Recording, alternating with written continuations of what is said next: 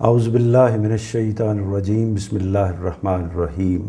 مطالعہ البیان کا چھٹا سیشن ہے آج، اور سورہ نبا کا ہم مطالعہ شروع کر رہے ہیں۔ اس سے پہلے ہم سورہ مرسلات کو 77 نمبر سورہ کا مکمل کر چکے ہیں۔ آج انشاءاللہ ہم اس کی آیت نمبر 1 تا 17 کا مطالعہ کر رہے ہیں، اور ہم استاد گرامی جناب جاوید احمد صاحب غامدی کی تفسیر البیان سے قرآن مجید کو سمجھنے کی کوشش کر رہے ہیں۔ میں آغاز کرتا ہوں۔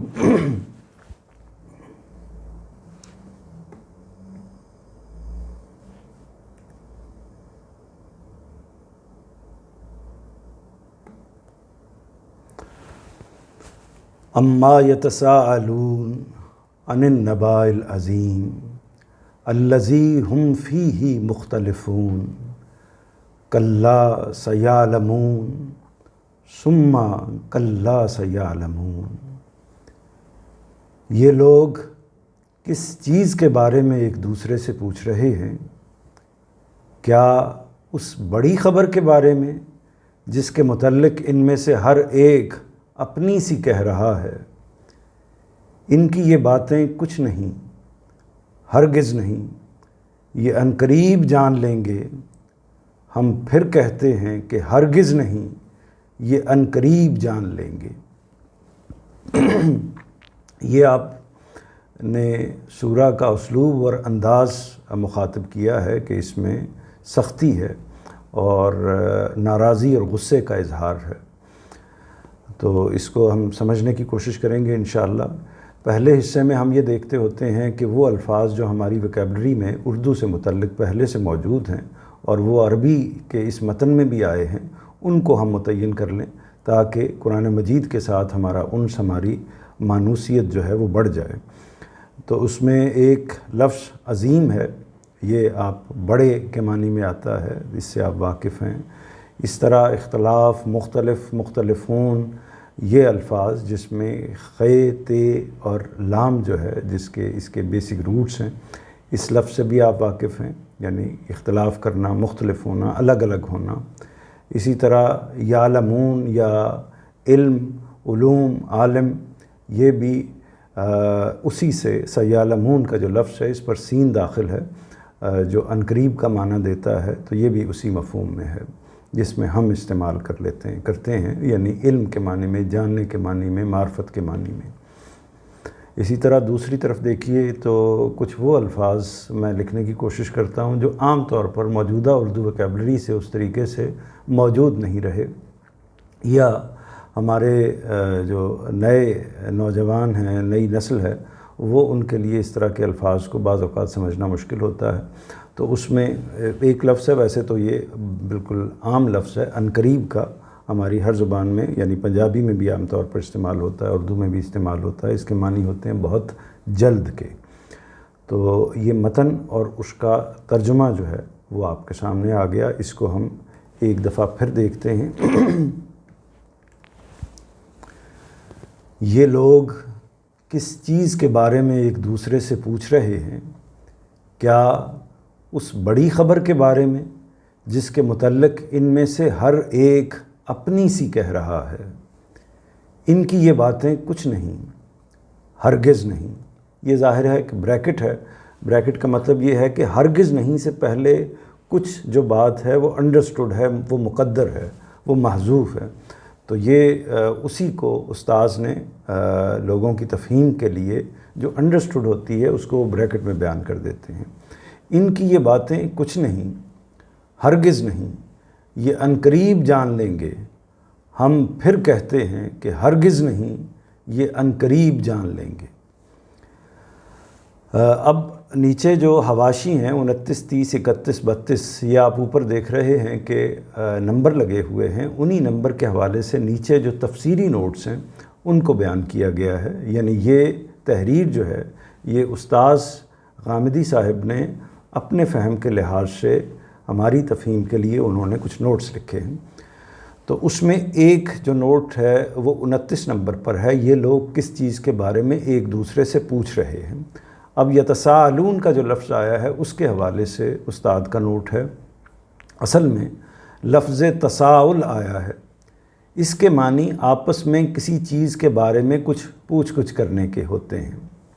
یہ بعض اوقات محض سخن گستری یعنی بات میں اضافہ کرنے اور اسے طویل کرنے، یہ بریکٹ کے اندر جو چیزیں میں نے لکھی ہیں یہ اصل میں آپ کی تفہیم کے لیے لکھی ہیں، یہ اضافے میں نے کیے ہیں۔ وہ الفاظ یا وہ مفاہیم یا اسالیب جن سے عام طور پر لوگ واقف نہیں ہوتے، اردو زبان کے اندر بھی بعض ایسی چیزیں ہوتی ہیں، تو ان کو میں نے بریکٹ کے اندر متعین کر دیا ہے، لکھ دیا ہے تاکہ آپ کے لیے مشکل نہ ہو۔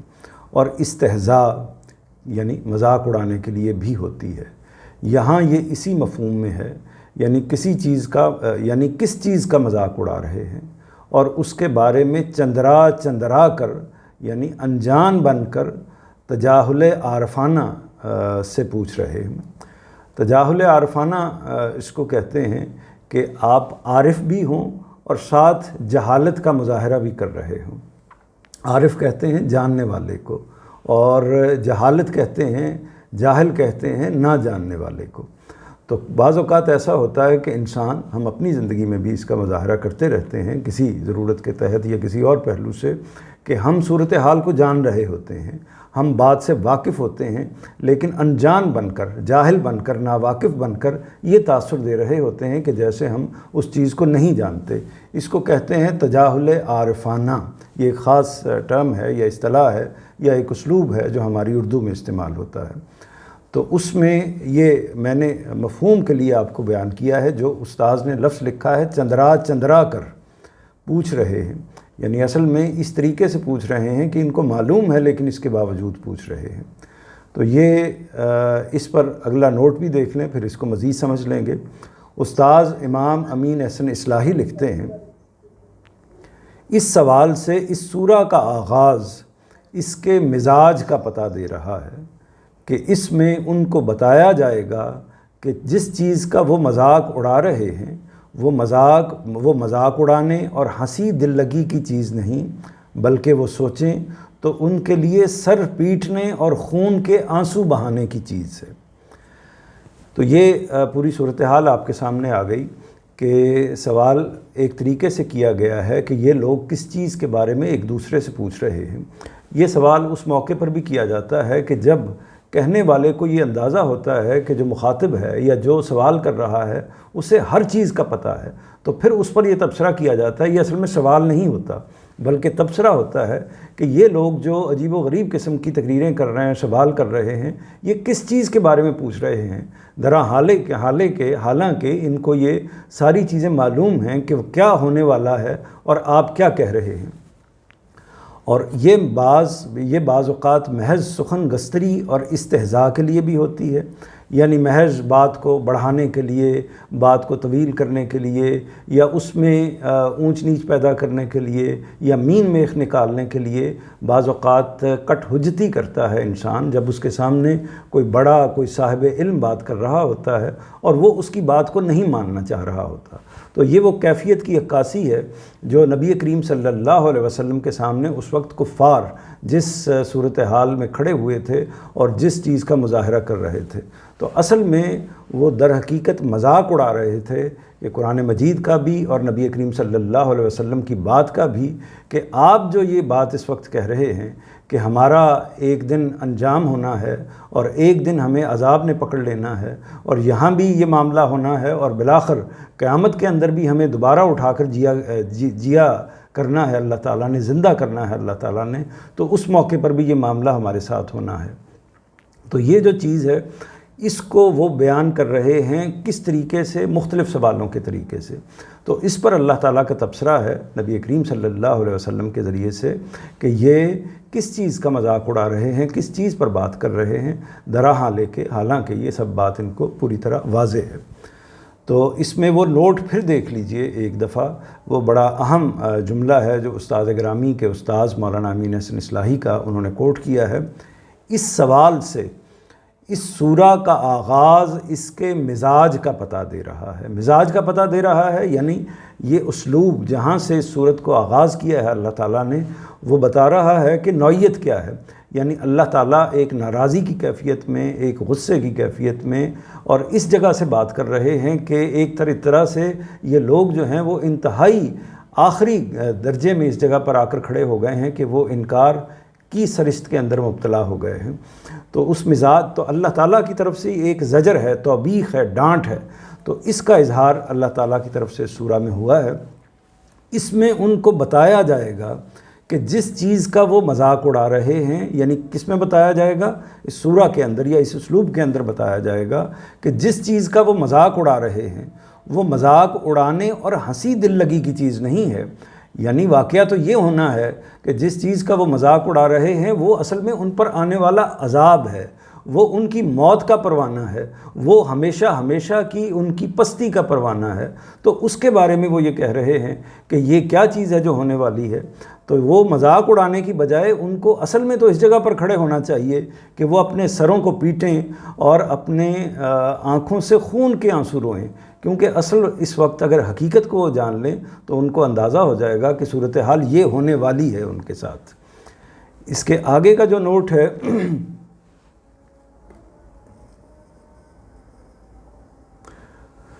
وہ نوٹ یہ ہے کہ ان کی یہ باتیں کچھ نہیں، ہرگز نہیں، یہ عنقریب جان لیں گے۔ ہم پھر کہتے ہیں کہ ہرگز نہیں، یہ عنقریب جان لیں گے۔ تو اس میں آپ یہ دیکھ لیجئے 30، 31 اور 32، اس کو ہم اکٹھا پڑھ لیتے ہیں جو کہ آپ سے آپس میں یہ متصل ہیں۔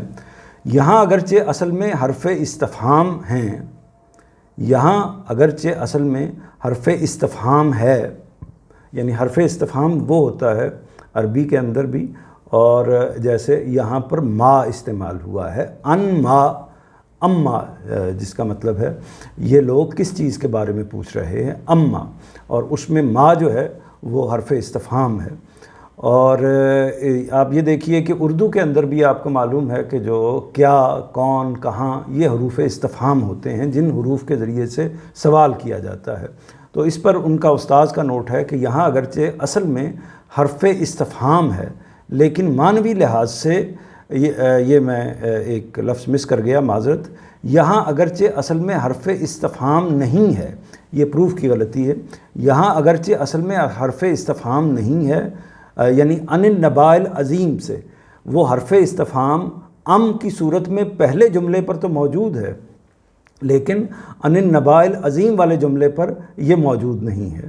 تو اس کے حوالے سے لیکن معنوی لحاظ سے یہ اسی استفہام کے تحت ہے جو اس سے پہلے آیا ہے۔ یعنی بعض اوقات ایسا ہوتا ہے، ہم اپنی زبان میں بھی ایسا کرتے ہیں کہ ایک دفعہ کیا کا لفظ بول دیا اور باقی پھر آگے اس سے متصل جملے اسی پر عطف کر دیے، یعنی اسی کو کیا کو دہرانے کی ضرورت نہیں ہوتی۔ تو اگلا جو نوٹ ہے وہ یہ ہے کہ ان میں سے ہر ایک اپنی سی کہہ رہا ہے، یعنی مطلب یہ ہے کہ اسے جھٹلانے کے لیے ان میں سے کوئی کچھ کہہ رہا ہے اور کوئی کچھ کہہ رہا ہے۔ یہ اس کے بارے میں سخت تناقض فکر میں مبتلا ہے۔ تناقض فکر یہ ہوتا ہے کہ جس کو ہم اردو میں تضاد فکری کے لفظ سے بھی بیان کرتے ہیں، وہ یہ ہوتا ہے کہ ہم کوئی بات کرتے ہیں، ہم کوئی خیال ظاہر کرتے ہیں، ہم کوئی سوچ رکھتے ہیں، لیکن وہ آپس میں کنٹراڈکٹ کر رہی ہوتی ہے، اس سوچ کے اندر خود کنٹراڈکشن پایا جاتا ہوتا ہے، تضاد پایا جاتا ہوتا ہے۔ تو وہ ایک طرف تو سوال کر رہے ہیں، دوسری طرف اس حقیقت کو بھی جانتے ہیں کہ پیغمبر جو ہے وہ بات برحق کہہ رہا ہے، اس کی بات غلط نہیں ہو سکتی۔ تو ایک ایسی تضاد فکری کے اندر مبتلا ہیں جس کا انجام ان کو بالآخر دیکھنا ہوگا۔ یہاں یہ آخر میں ہے، ہم پھر کہتے ہیں کہ ہرگز نہیں، یہ عنقریب جان لیں گے، یعنی یہاں بھی جان لیں گے جب اتمام حجت کے بعد ہمارا فیصلہ صادر ہو جائے گا، اور وہاں بھی جہاں پکڑ بلائے جائیں گے۔ اتمام حجت اگر آپ ان نشستوں میں شریک رہے ہیں یا استاذ گرامی کی چیزوں کو آپ نے پڑھا ہے تو اس کا آپ کو اندازہ ہوگا کہ جو رسول اللہ کے مخاطبین ہیں صلی اللہ علیہ وسلم اور باقی رسولوں کے بھی جو مخاطب قومیں ہوتی ہیں، ان کے لیے دو طرح کا عذاب آتا ہے اگر وہ انکار کریں تو ایک عذاب وہ ہوتا ہے جو اسی دنیا میں ان پر آ جاتا ہے، ان کو دنیا کے صفحے سے ملیا میٹ کر دیا جاتا ہے، ختم کر دیا جاتا ہے، جیسے کہ اس کی بڑی مثال ہے قوم نوح پر عذاب آیا، انہوں نے پیغمبر کا انکار کیا اور اس کے نتیجے میں وہ صفحہ ہستی سے مٹا دیے گئے۔ اسی طرح قوم موسیٰ ہے، جو موسیٰ جن کو مخاطب کیا تھا، اللہ تعالیٰ کی طرف سے بھیجا تھا فرعون کی قوم کی طرف، ان کا معاملہ ہے، ان کو سمندر میں غرق کر دیا گیا۔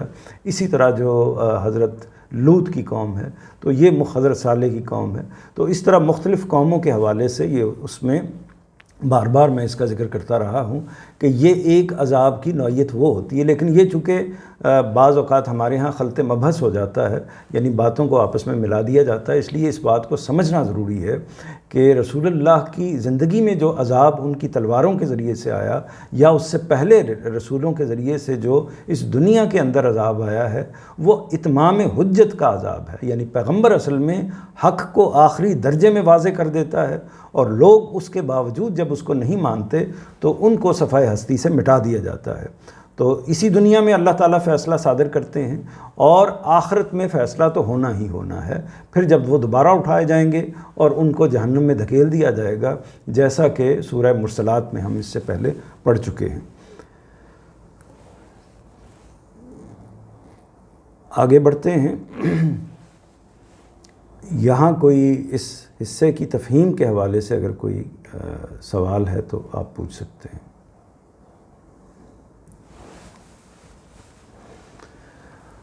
أَلَمْ نَجْعَلِ الْأَرْضَ مِهَادًا وَالْجِبَالَ أَوْتَادًا وَخَلَقْنَاكُمْ أَزْوَاجًا وَجَعَلْنَا نَوْمَكُمْ سُبَاتًا وَجَعَلْنَا اللَّيْلَ لِبَاسًا وَجَعَلْنَا النَّهَارَ مَعَاشًا۔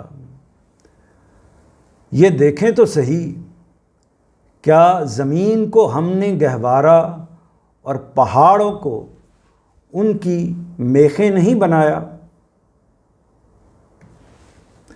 یہ دیکھیں تو صحیح، کیا زمین کو ہم نے گہوارہ اور پہاڑوں کو اس کی میخیں نہیں بنایا، اور تم کو جوڑوں کی صورت میں پیدا نہیں کیا، اور تمہاری نیند کو تمہارے لیے باعث راحت نہیں بنایا، اور رات کو لباس اور دن کو وقت معاش نہیں بنایا۔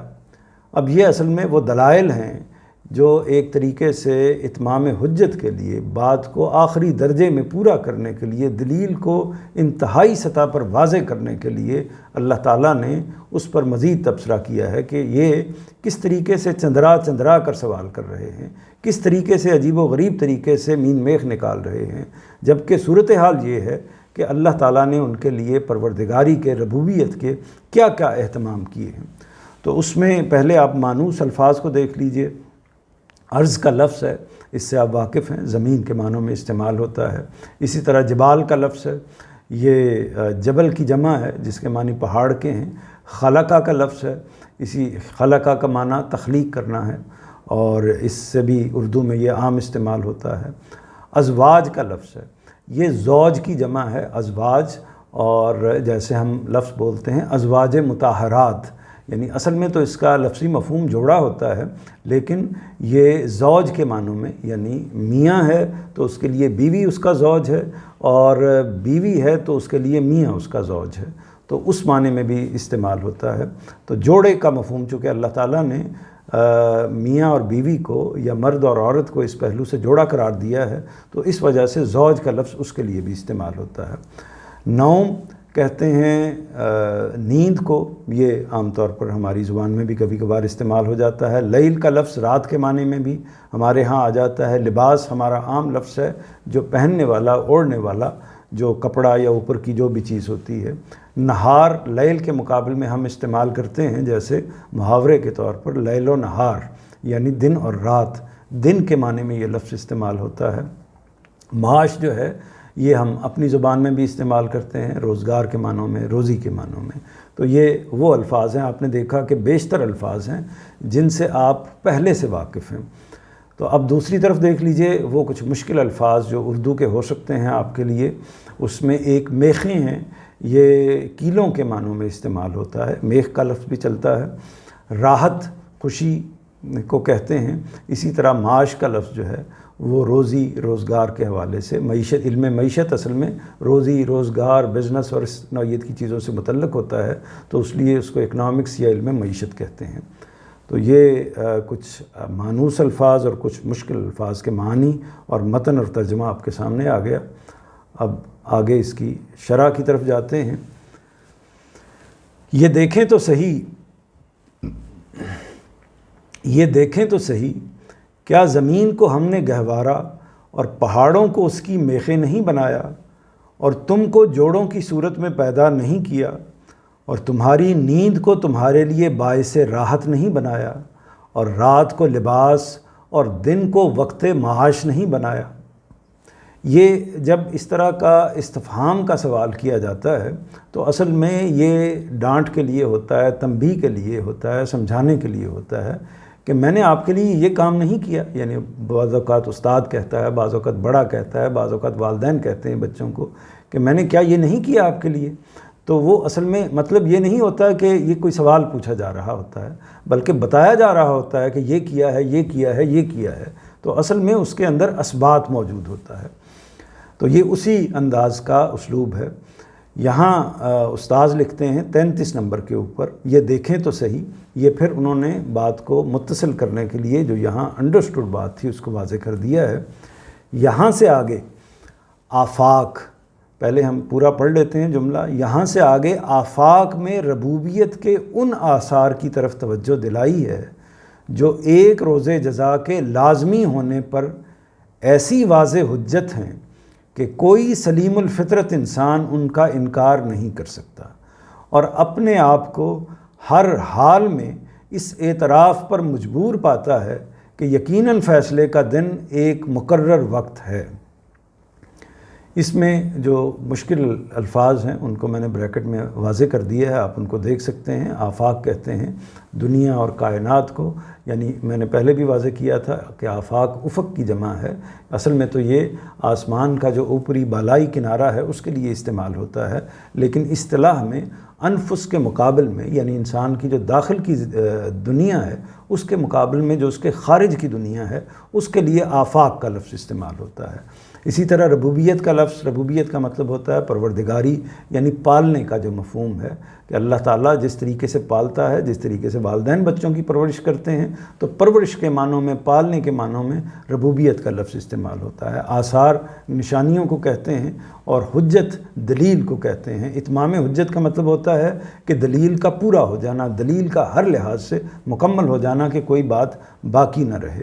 سلیم الفطرت یعنی اچھی فطرت والا، اچھے جو جس کے اندر جو اچھی باتیں اس کی انہوں نے حفاظت کی ہوئی ہے جس انسان نے، اس کو ہم سلیم الفطرت کہتے ہیں۔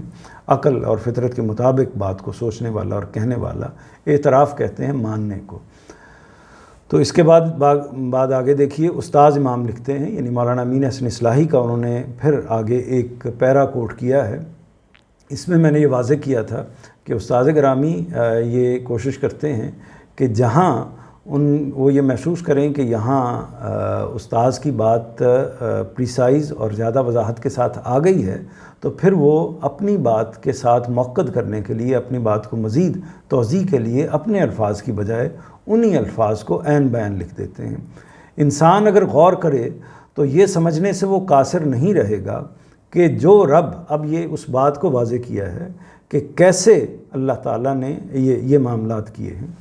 انسان اگر غور کرے تو یہ سمجھنے سے وہ قاصر نہیں رہے گا کہ جو رب اس زمین کے گہوارے میں اس اہتمام کے ساتھ اس کی پرورش کر رہا ہے، کس طرح ممکن ہے کہ وہ ایک دن ایسا نہ لائے جس میں ان لوگوں کو انعام دے جنہوں نے اس کی ربوبیت کے حق کو پہچانا اور اس کا حق ادا کیا ہو، اور ان لوگوں کو سزا دے جنہوں نے اس کی ناشکری اور نافرمانی کی ہو۔ یعنی یہ کیسے ممکن ہے کہ جو انعام کے مستحق ہیں ان کو انعام نہ دیا جائے، جنہوں نے اللہ کی باتوں کو مانا ہے، اس کے مطابق زندگی کو گزارا ہے، اور اس میں اگر مشقتیں بھی آئی ہیں تو مشقتوں کو بھی برداشت کیا ہے اور ہر حال میں اللہ کا شکر ادا کیا ہے، ان کو تو انعام ملنا چاہیے۔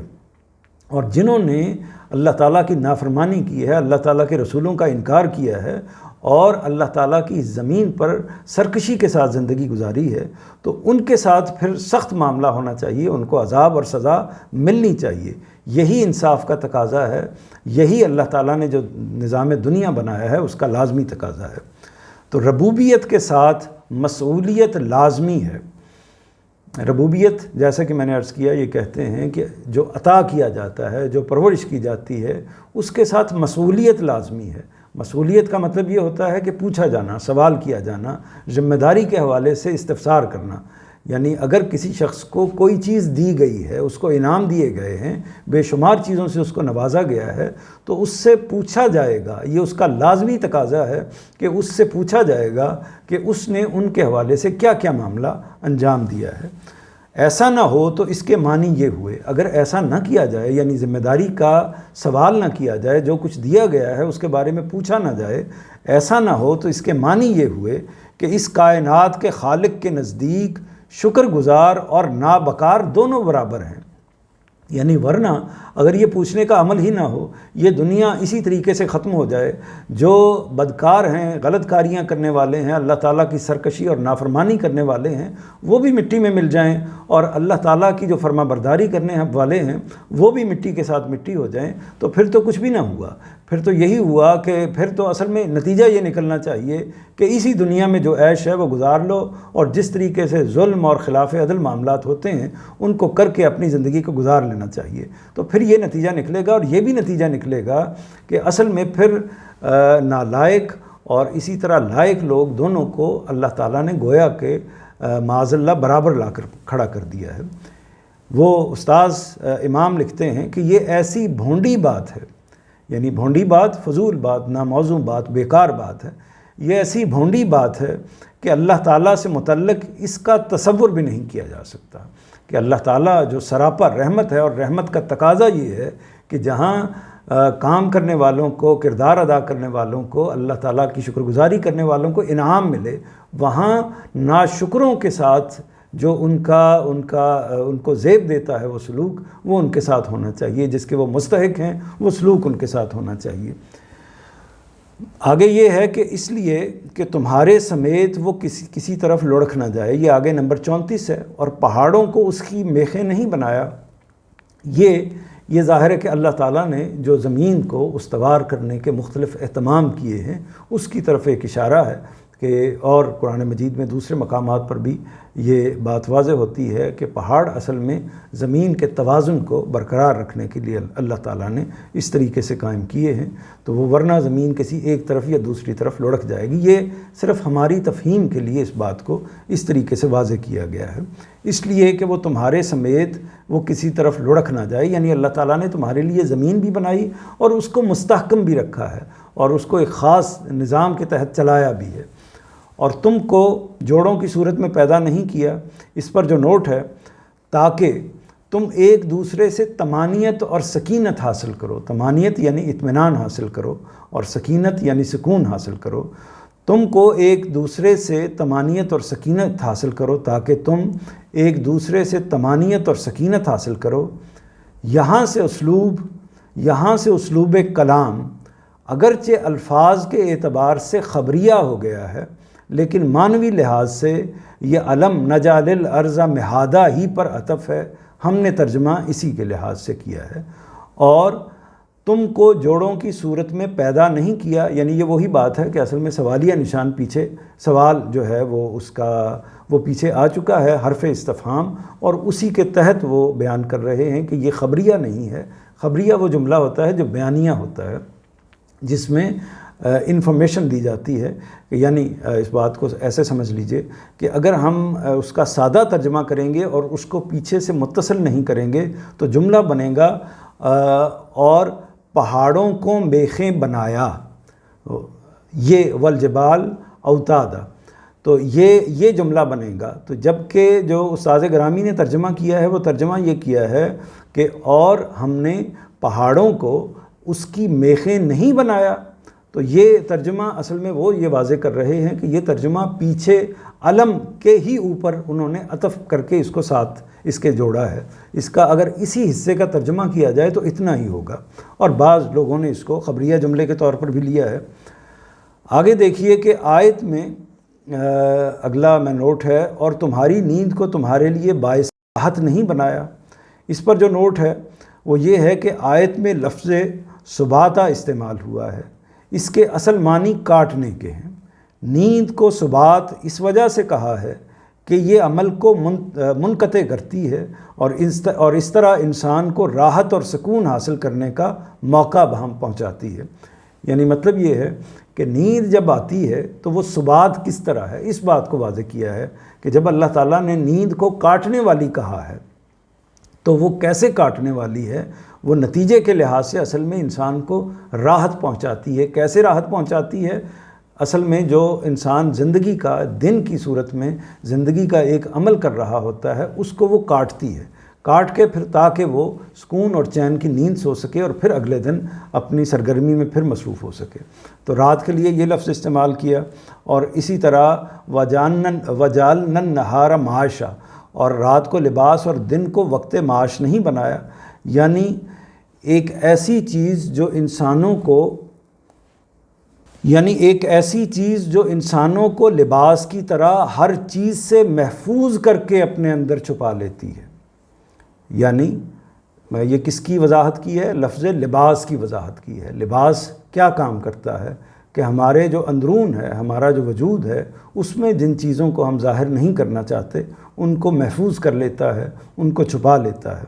تو اصل میں رات جو ہے وہ لباس ہے، اور لباس جو ہے وہ ایک طریقے سے جب دن آتا ہے تو اس وقت انسان وقت معاش میں سے اپنا ساری سرگرمی صرف کرتا ہے، اپنے عمل میں محنت کرتا ہے، اور اس کے بعد رات کو وہ لباس اوڑھ کر ایک طریقے سے سکون میں نیند میں چلا جاتا ہے.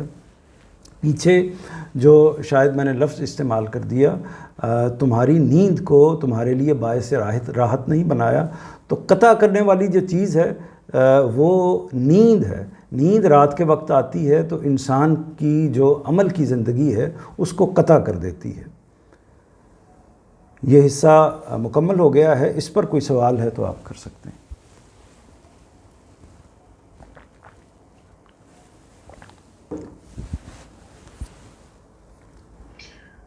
ایک کلاس کے حوالے سے بھی ہے، لیکن جیسے کہ ہم یقین رکھتے ہیں کہ قرآن پاک جو ہے یہ صرف اس زمانے کے لیے نہیں تھا جن کے لیے یہ کیا گیا، بلکہ یہ تمام انسانیت کے لیے ہے جب تک کہ انسانیت قائم ہے.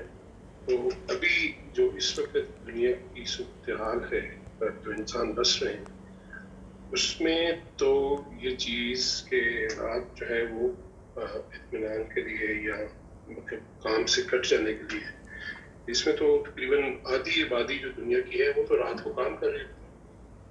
اس پہلو سے اگر آپ دیکھیں تو پھر آپ کیا فرمائیں گے؟ یہ ظاہر ہے کہ دو چیزیں الگ الگ ہیں کہ اللہ تعالیٰ نے کچھ چیزوں کو جو تخلیق کیا ہے وہ جن مقاصد سے تخلیق کیا ہے ان سے اللہ تعالیٰ نے ان کو واضح بھی کیا ہے، ہماری فطرت کے اندر اس کو بیان بھی کیا ہے، اور ہمارے اظہار میں یعنی سب لوگ، ہماری پوری انسانیت جو ہے اس بات کو تسلیم کرتی ہے کہ رات اسی کام کے لیے ہوتی ہے کہ اس میں آرام کیا جائے، اور دن اس کام کے لیے ہوتا ہے کہ اس کے اندر کام کیا جائے. ہمیشہ سے انسانیت اسی جگہ پر کھڑی ہے. تو اور یہ اللہ تعالیٰ نے یہ جو دن و رات کا نظام بنایا ہے یہ اسی مقصد سے بنایا ہے. یہ بات بھی پوری طرح واضح ہوتی ہے، کیونکہ اگر یہ نہ ہو یعنی بالعموم یہ نہ ہو تو اس کا نتیجہ یہ نکلتا ہے کہ انسان کا وہ راستہ رکتا نہیں ہے، کیونکہ عمل بعض اوقات اتنا زیادہ انگیج کر لیتا ہے انسان کو، جیسے کہ جس کی طرف ابھی آپ نے اشارہ کیا کہ وہ پھر رات بھی جو نیند کی ضرورت ہے وہ بھی اس کے راستے میں آڑے نہیں آتی. تو لیکن ہم انسان کیا کرتے ہیں؟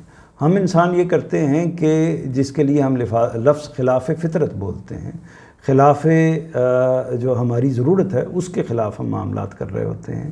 تو وہ ہوتا کیا ہے؟ وہ ہوتا یہ ہے کہ مثلا ہماری باڈی ہے، یہ ہمیں معلوم ہوتا ہے کہ فلاں فلاں چیز کو استعمال کرنا، آپ مذہب سے ایک طرف، مذہب کو ایک طرف بھی کر لیجئے، ہمیں یہ معلوم ہوتا ہے کہ مثال کے طور پر فلاں مشروب پینا جو ہے وہ ہماری صحت کے لیے نقصان دہ ہے، فلاں مشروب پینا ہمارے لیے ہڈیوں کا مسئلہ پیدا کر سکتا ہے، فلاں مسئلہ پیدا کر سکتا ہے، اسی طرح فلاں عمل کرنا، فلاں زندگی کا معاملہ اختیار کرنا ہمارے اپنے لیے فائدہ مند نہیں ہو سکتا، اس بحیثیت مجموعی ہماری فیملی کے لیے یا انسانوں کے لیے فائدہ مند نہیں ہو سکتا۔ تو یہ میں نے صرف ایک اشارہ دیا ہے، تو اس میں آپ ہزارہا چیزیں، ہم روز اکثر ایسی چیزیں کر رہے ہوتے ہیں، اور بعض اوقات ہم انفرادی سطح پر کر رہے ہوتے ہیں، بعض اوقات پورے کا پورا خاندان مل کے کر رہا ہوتا ہے، اور بعض اوقات پورے کی پوری دنیا مل کے کر رہی ہوتی ہے، بعض اوقات پوری قوم مل کے کر رہی ہوتی ہے، لیکن سب کو یہ معلوم ہوتا ہے کہ یہ وہ چیز ہے کہ جو ہم انحراف کر رہے ہیں، اور انحراف کرتے کرتے بلاخر انسان اس جگہ پر بھی پہنچ جاتا ہے کہ پھر وہ کلچر بن جاتا ہے، پھر وہ تہذیب بن جاتی ہے، پھر وہ ایک طرح سے انسان اس کے اندر اپنے آپ کو رچتا بچتا محسوس کرنے لگ جاتا ہے، جیسے کہ عربوں کے اندر بھی یہی ہوا کہ اصل میں بتوں کی پرستش ان کی فطرت کا حصہ نہیں تھا۔ انہوں نے ایک دن ایک فیصلہ کیا کہ جی فلاں صاحب دنیا سے رخصت ہو گئے ہیں تو کیوں نہ ان کا ایک بت بنا دیا جائے، تو وہاں سے آغاز ہوا، اور آہستہ آہستہ ساری قوم جو ہے وہ بت پرستی کے اندر آ کر کھڑی ہو گئی۔ تو یہ جو چیز ہے کہ ایک غلطی ہوتی ہے جو اس زمانے میں مثال کے طور پر جس کی طرف تہذیبی غلطی آپ کہہ سکتے ہیں، جس کی طرف آپ نے اشارہ کیا، اسی طرح مثلا ویسٹ میں آپ دیکھ سکتے ہیں کہ ویسٹ میں جو انہوں نے خاندانی نظام کی طرف سے کنارہ کشی ایک طریقے سے اختیار کی ہے، تو ایک غلطی ہوئی ہے، غیر فطری کام کیا ہے، اور اس کا خمیازہ آہستہ آہستہ اس طرح کے معاملات جو ہیں اس کے نتائج ایک دن میں نہیں بلکہ برسوں میں آیا کرتے ہیں، صدیوں میں آیا کرتے ہیں، جب پوری قومیں یا پوری تہذیب جو ہے وہ کروٹ لیتی ہے، اس کے اندر تبدیلیاں پیدا کرتی ہے۔ تو یہ لیکن یہ ساتھ ساتھ اسٹیبلش ہوتا ہے کہ اصل بات کیا ہے، اور اس میں بھی اس سے یہ نقطہ بھی نکلتا ہے کہ یہ دیکھیے کہ قرآن مجید کا کیا معجزہ ہے کہ اس وقت بھی آج کے زمانے میں بھی، جس کی طرف آپ نے ابھی متوجہ کیا ہے کہ آج کے زمانے میں بھی قرآن مجید جو ہے وہ انسان کو بتا رہا ہے، یعنی ہمیں متوجہ کر رہا ہے، اور اسی متوجہ کرنے کا نتیجہ یہ نکلا ہے کہ آپ اس جگہ پر آ کر کھڑے ہو گئے کہ ایسا نہیں ہونا چاہیے تھا، اور ہونا وہی چاہیے تھا جو ہماری فطرت میں اللہ تعالیٰ نے ودیت کیا ہے، یا جس ساخت پر اللہ تعالیٰ نے ہم کو بنایا ہے۔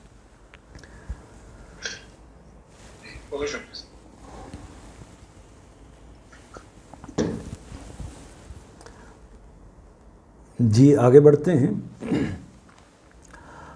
وَبَنَيْنَا، یہ اسی کا تسلسل ہے، وَبَنَيْنَا فَوْقَكُمْ سَبْعًا شِدَادًا وَجَعَلْنَا سِرَاجًا وَهَاجًا وَأَنزَلْنَا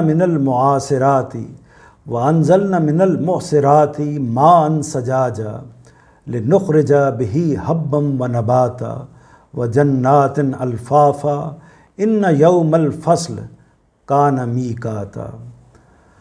اور تمہارے اوپر 7 محکم آسمان نہیں بنائے، اور ان میں یہ دیکھیے کہ استاذ نے اس کو اسی کے ساتھ آگے متصل کیا ہے، علم کے اوپر یعنی عطف کیا ہے، اور تمہارے اوپر 7 محکم آسمان نہیں بنائے، اگرچہ آپ اس کو خبریہ رکھیں تب بھی اس کا مفہوم وہی نکلتا ہے، لیکن اس کے نتیجے میں ایک جو زجر، توبیخ، ڈانٹ اور سرزنش، اس کا پہلو جو ہے وہ بہت نمایاں ہو جاتا ہے، جو اس سورہ کا پورا مزاج ہے۔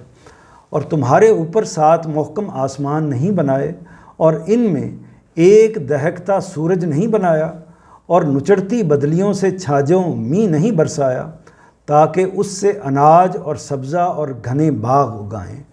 یہ سب منادی کر رہا ہے کہ یقیناً فیصلے کا دن ایک مقرر وقت ہے۔ یہ سب منادی کر رہا ہے کہ یقیناً فیصلے کا دن ایک مقرر وقت ہے۔ اب مانوس الفاظ دیکھ لیجئے۔ فوقا اس کو ہم اوپر کے معنوں میں استعمال کرتے ہیں، اور بعض اوقات اردو کے اندر بھی یہ لفظ استعمال ہو جاتا ہے۔ سراج ہماری عام زبان میں تو استعمال اس طریقے سے نہیں ہوتا، لیکن بعض لوگوں کا نام یہ ہوتا ہے سراج الدین، سراج الدولہ، اس کا مطلب ہے چراغ کے معنوں میں یہ استعمال ہوتا ہے یہ لفظ۔ انزلنا، نزول، نازل کرنا، اس سے آپ واقف ہیں۔ مان پانی کے مفہوم میں ہے۔ خرج، لنخرج، یعنی اخراج، خارج کرنا، یعنی اس معنی میں یہ استعمال ہوتا ہے۔ حبن یہ اصل میں دانہ کے معنوں میں استعمال ہوتا ہے، اور اسی سے اناج کا مفہوم لیا گیا ہے۔ نبات سبزے کو کہتے ہیں، اور اس سے مراد یعنی سبز سے متعلق جو بھی اسی کے اندر فروٹس آ جائیں گے، اسی کے اندر سبزیاں آ جائیں گی، اور باقی ساری جو دوسری اللہ تعالیٰ کی اس طرح کی نعمتیں ہیں وہ اس میں شامل ہوں گی۔ جنات کا مطلب ہوتا ہے باغ، یہاں جنات سے مراد اس دنیا کے جو باغات ہیں وہ مراد ہیں۔ یوم دن کو کہتے ہیں۔ یہ بھی آپ نے یہاں بھی دیکھا کہ متعدد الفاظ ہیں جن سے آپ پہلے سے اردو کے اندر واقف ہیں۔ پھر یہ جو مشکل الفاظ ہیں ان کو بھی دیکھ لیجئے۔ محکم کا مطلب ہوتا ہے مضبوط اور پائیدار، اور منادی کا مطلب ہوتا ہے اعلان کرنا، منادی کرنے والا، اعلان کرنے والے کو کہتے ہیں۔ اب اس کی وضاحت کرتے ہیں۔ اور تمہارے اوپر 7 محکم آسمان نہیں بنائے، اور ان میں ایک دہکتا چراغ نہیں بنایا، اور نچڑتی بدلیوں سے چھاجوں می نہیں برسایا، اور اس سے اناج اور سبزہ اور گھنے باغ اگائیں۔ اور نچڑتی بدلیوں سے چھاجوں می نہیں برسایا، یہاں تاکہ ہونا چاہیے، غالباً پروف کی غلطی ہے۔ اور نچڑتی بدلیوں سے چھاجوں می نہیں برسایا تاکہ اس سے اناج اور سبزہ اور گھنے باغ اگائیں۔ یہ سب منادی کر رہا ہے کہ یقیناً فیصلے کا دن ایک مقرر وقت ہے۔ اس میں جو 2 نوٹ ہیں وہ دیکھ لیجئے۔ دہکتے چراغ سے مراد سورج کی طرف اشارہ ہے، اور اس کے بعد جو اگلا نوٹ ہے وہ یہ ہے، یعنی اس بات کی منادی کر رہا ہے، اس بات کا اعلان کر رہا ہے۔ کیا چیز اعلان کر رہی ہے؟ یہ سارا جو تصویر کشی کی اللہ تعالیٰ نے، یعنی جس میں بے شمار چیزوں کو گنوا دیا ہے، اور گنوا کے یعنی یہ وہ کیا چیزیں ہیں، وہ اہتمام کیا ہے جو پالنے کا، پرورش کا، ربوبیت کا اہتمام اللہ تعالیٰ نے کیا ہے، یہ سارے کا سارا اعلان کر رہا ہے۔ کس بات کی منادی کر رہا ہے؟ کہ جس پروردگار نے انسان کے لیے ربوبیت کا یہ اہتمام کیا ہے، جس کی پوری تفصیل اللہ تعالیٰ نے ہمارے سامنے رکھ دی ہے، یہ اہتمام کیا ہے، وہ اسے غیر مسئول نہ چھوڑے گا۔ اور لازماً یعنی غیر مسئول ایسا شخص ہوتا ہے کہ جس سے سوال نہ کیا جائے، تو اس طرح نہیں چھوڑے گا اللہ تعالیٰ کہ اس سے سوال ہی نہ کیا جائے، بلکہ اس سے سوال کیا جائے گا۔ یہ اہتمام کیا ہے، وہ اسے غیر مسئول نہ چھوڑے گا، اور لازماً ایک ایسا دن لائے گا جس میں ہر ایک اپنے عمل کے مطابق جزا یا سزا پالے گا، یعنی اس نے اچھا عمل کیا ہوگا تو اس کی جزا پائے گا، اور برا عمل کیا ہوگا تو اس کی سزا پائے گا۔ اب اس کے اختتام کی طرف بڑھتے ہیں۔ جتنا حصہ ہم نے پڑھا ہے اس میں اب آپ کی طرف سوالوں کا رخ ہے۔ پہلا سوال یہ ہے کہ کفار مکہ کس چیز کے بارے میں سوال کر رہے تھے؟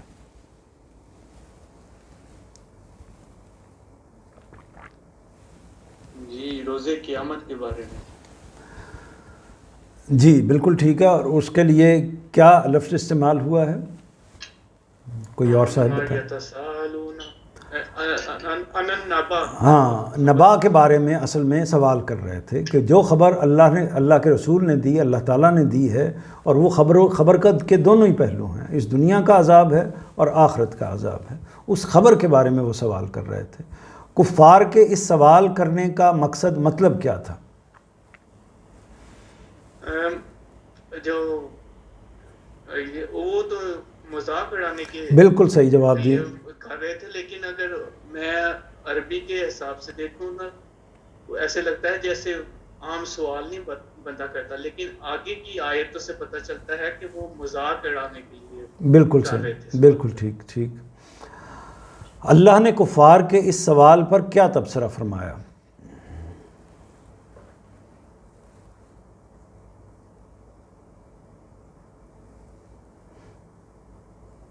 یہی کہ ان کی باتوں بے معنی باتیں ہیں، ان کی فضول باتیں ہیں ان کی۔ تبصرہ اللہ تعالیٰ نے کیا فرمایا؟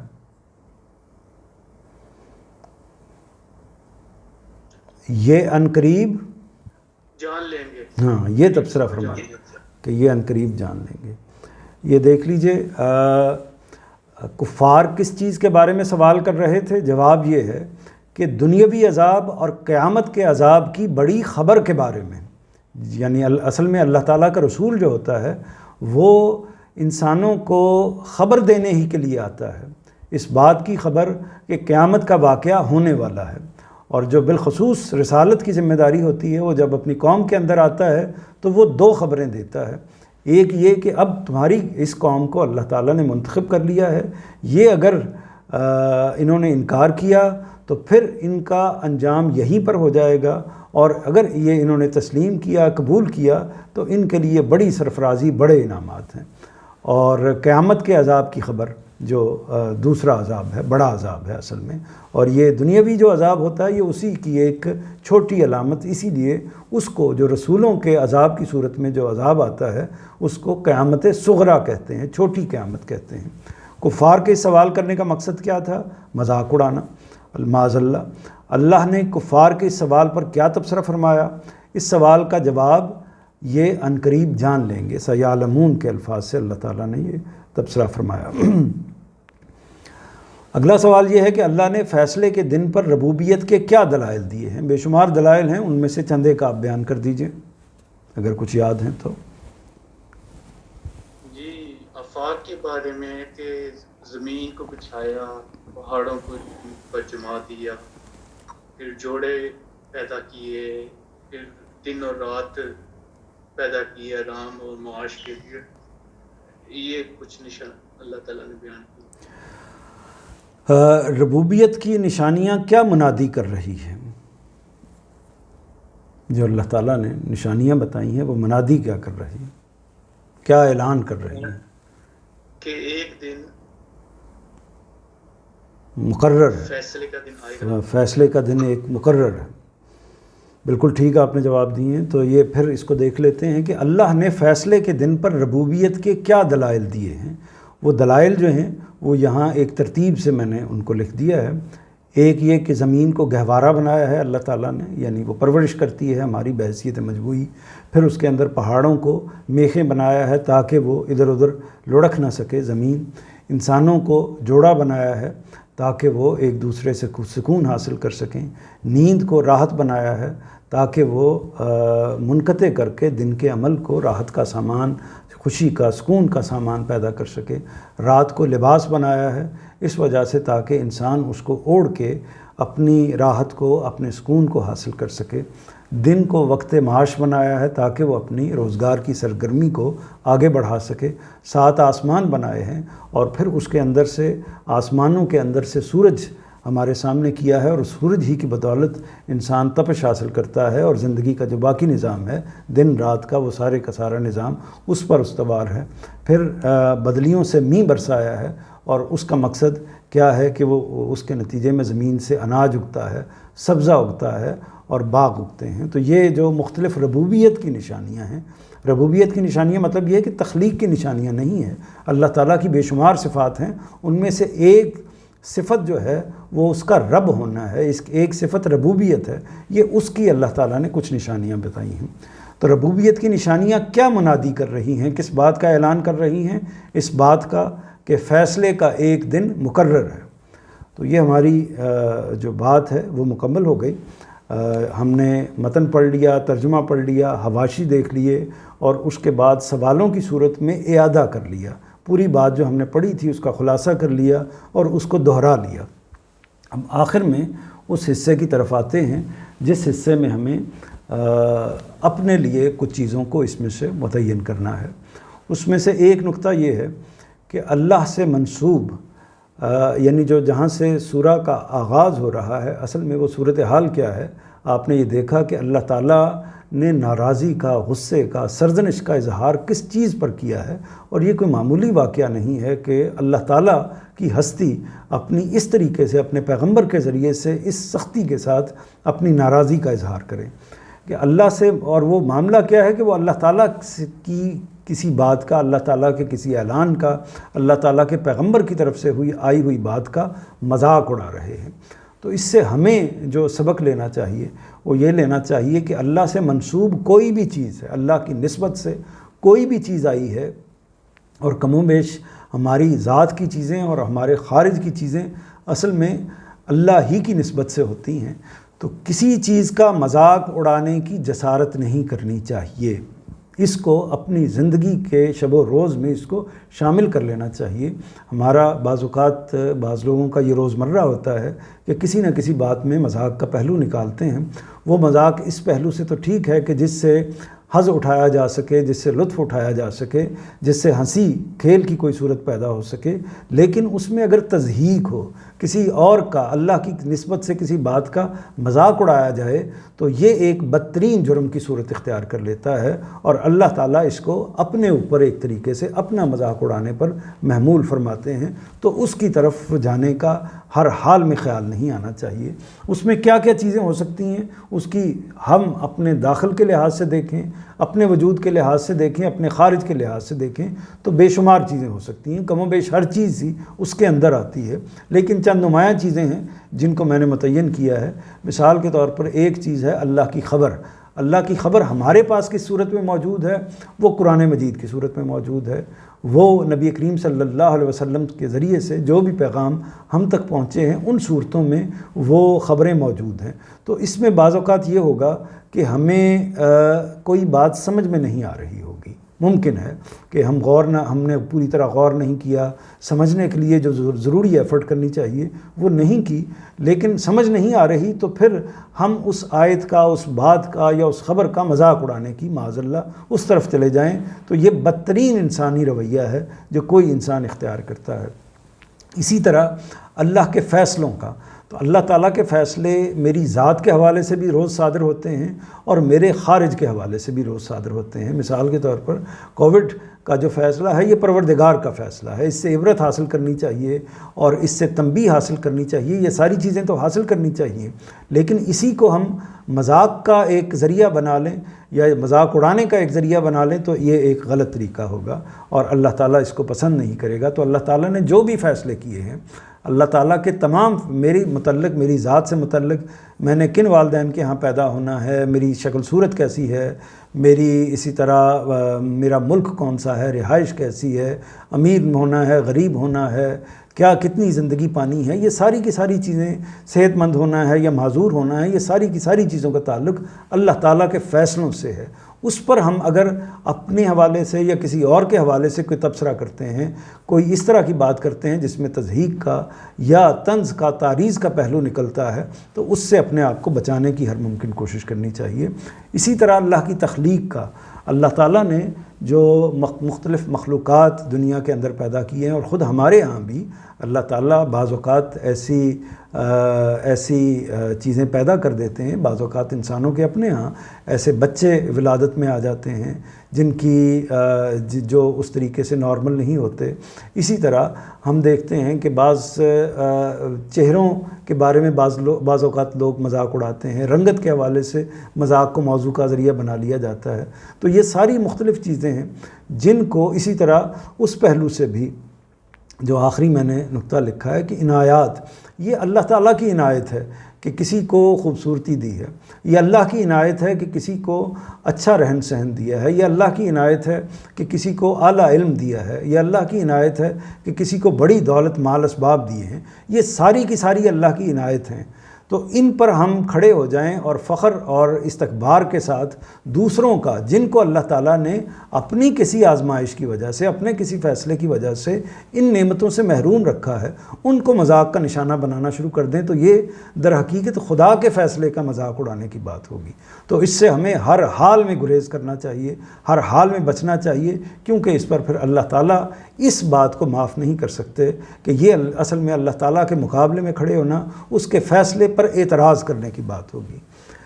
دوسرا جو نقطہ ہے وہ یہ ہے کہ اللہ کی ربوبیت کی نشانیوں کو یاد رکھنا چاہیے۔ یہ چند بنیادی نشانیاں اللہ تعالیٰ نے، یہ زمین ہے، ہم اپنے ارد گرد نظر اٹھا کر دیکھیں، ہم سانس لیتے ہیں تو اس کا سبب بھی وہ آکسیجن، وہ جو سانس کا پورا ماحول ہے زندگی کے حوالے سے، ایک سانس ہی ہماری زندگی ایک سانس پر منحصر ہے، تو اس کا بندوبست بھی اس ماحول میں ہے جو اس زمین کے اندر اللہ تعالیٰ نے قائم کر رکھا ہے۔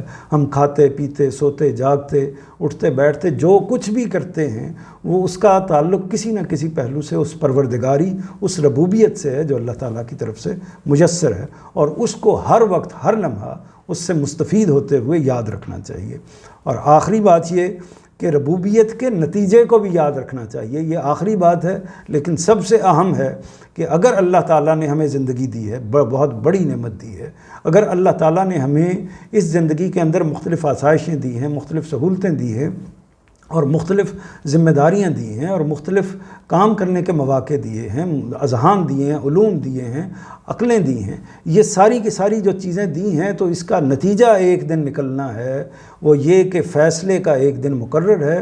اس میں ایسے نہیں چھوڑ دیا جائے گا بلکہ پوچھا جائے گا، سوال پوچھا جائے گا کہ آپ کو جو یہ زندگی دی گئی، آپ کو یہ جو آسائشیں، یہ سہولتیں اور یہ چیزیں فراہم کی گئی، آپ نے ان کے معاملے میں کیا رویہ اختیار کیا ہے. اور جو اللہ تعالیٰ نے اس کے پہلو سے جو ہدایات دی تھیں ان کو جانا ہے، ان کو جاننے کی کوشش کی ہے، ان کو سمجھنے کی کوشش کی ہے اور سمجھنے کے بعد ان پر عمل کرنے کی کس حد تک کوشش کی ہے.